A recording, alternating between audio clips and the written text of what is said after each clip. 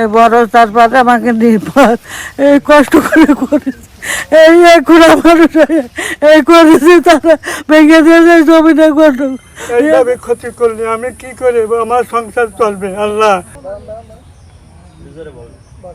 আমার এই ভরা ক্ষেত কিভাবে কাটিয়ে তুসরুপ করে আমি এই যে খাই, আমার বাড়িওয়ালা খুব অসুস্থ, আমি এই পান বেছে জীবনে নির্ভর করি, আর সেই পান কাটিয়ে রাতের অন্ধকারে কাটিয়ে ছুঁয়ে চলে গিয়েছে। এখন আমি সকালবেলা ফজরে নামাজ পড়ে দেখি বড় যাইছে আমার এইভাবে ক্ষতি করেছে।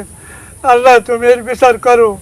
এইভাবে ক্ষতি করলে আমি কি করে আমার সংসার চলবে? আল্লাহ, আমি আর কি করবো? আমার আর ধৈর্য ধরছে না।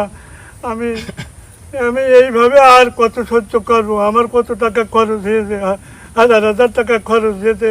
এক বস্তা খোল দিয়েছি, এক বস্তা সার মাটি দিয়ে আমি এখানে এই মাটি করি, টুকটাক করে আমি কাজ করতে পারিনি।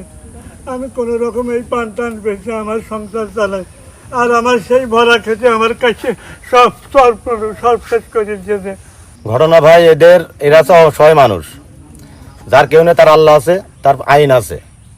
সেইভাবে আমরা প্রশাসনের পর দাবি করছি, একে যেন সুষ্ঠু তদন্ত করে একে বিচার করা হয়, সেই বিচারের দাবি আমরা করছি। সব শেষ করে ফেলি করে খুড়া মানুষ আমি বালতি আলাদি কাজ করে এই বরজে পড়ে থাকি। আমি দুটো বাঁধতে এসে ধরে অভাবের জ্বালায় মেয়ে মানুষের তাও কাটি করি জন্যে তার এই ক্ষতি করে জানলা।